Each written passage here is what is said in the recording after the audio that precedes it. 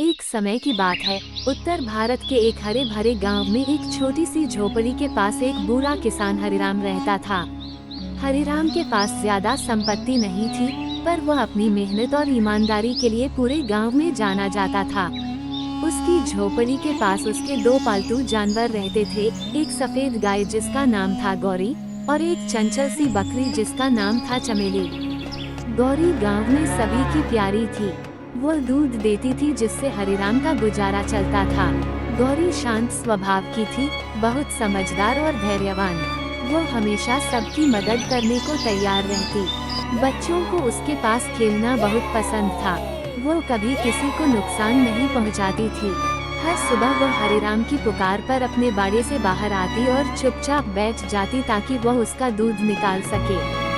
दूसरी तरफ चमेली एक नटखट बकरी थी। उसे उधम मचाना, पेड़ों पर चढ़ना और खेतों की बाड़ फांदकर अंदर घुस जाना बहुत पसंद था।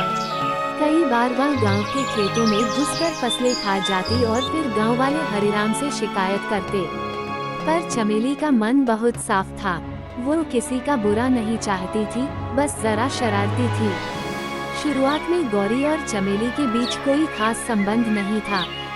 गौरी अपनी दुनिया में मगन रहती और चमेली अपनी शरारतों में। पर धीरे धीरे समय बदला। एक दिन बाड़े में एक लोमड़ी आ गई। चमेली डर के मारे चिल्लाने लगी।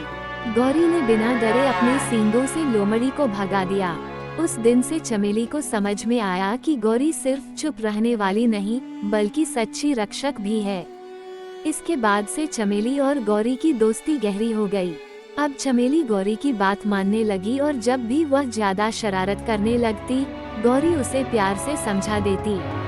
दोनों एक दूसरे का ख्याल रखने लगी। गांव के लोग भी कहते, देखो कैसी प्यारी जोड़ी है गाय और बकरी की।